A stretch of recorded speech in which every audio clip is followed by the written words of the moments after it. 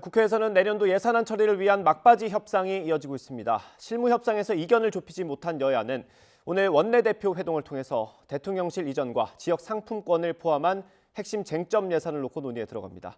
국회 취재기자 연결합니다. 권남기 기자. 네, 국회입니다.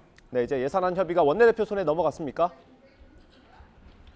네, 그렇습니다. 내년도 예산안 처리를 위한 여야 협상은 오늘부터 각 당 원내대표가 주도합니다. 오늘 오후 여야 원내대표가 만날 예정인데 대통령실 용산 이전이나 지역사랑 상품권 예산 등 주요 쟁점에 대한 협상이 이어질 것으로 보입니다. 여야 회동을 앞두고 아침 회의에선 신경전도 벌어졌습니다. 국민의힘은 민주당이 새 정부 핵심 예산을 깎으려 드는 건 대선 불복이라고 비판했고, 마치 자기들이 집권하고 있는 듯이 자기들 하고자 하는 예산을 수십조 올려놓고 새 정부 출범이나 운영에 필수적인 기관 운영에 관한 비용이나 이런 것들도 모두 삭감하고 있습니다.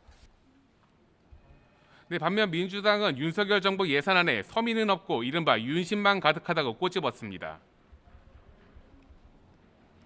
정부 예산안 어디를 들여다봐도 정부의 국정 기조가 보이지 않습니다. 말로는 긴축 재정을 한다면서 실체는 민생 예산을 깎고 초부자 감소로 특정 계층 몰아주기를 하겠다는 예산입니다.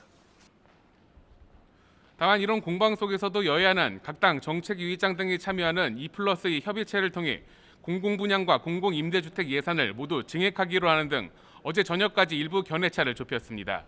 여야 원내대표는 앞으로 2차례 이상 만남을 이어가며 내년도 예산안 막판 협의에 돌입할 예정인데 오는 9일까지인 정기국회 회기 안에 예산안이 처리될 거란 기대도 조심스럽게 나옵니다. 네, 오늘 당정 협의도 있다고 들었습니다. 어떤 내용입니까? 네, 오늘 오후 여당과 정부는 서민과 취약계층 금융부담 완화 대책을 논의합니다. 변동금리에서 고정금리로 갈아탈 때 중도상환 수수료를 한시적으로 면제하는 방안 등이 논의될 것으로 보입니다. 이런 가운데 국민의힘 성일종 정책위의장은 아침 회의에서 오는 31일로 종료되는 8시간 추가 연장 근로제의 일모를 연장해야 한다고 밝혔습니다. 성 의장은 30인 미만 영세 사업자의 경영난과 노동자의 월급 감소 등의 사례를 들며 산업별 특성을 살릴 수 있는 추가 연장 근로제가 필요하다고 덧붙였습니다. 지금까지 국회에서 전해드렸습니다.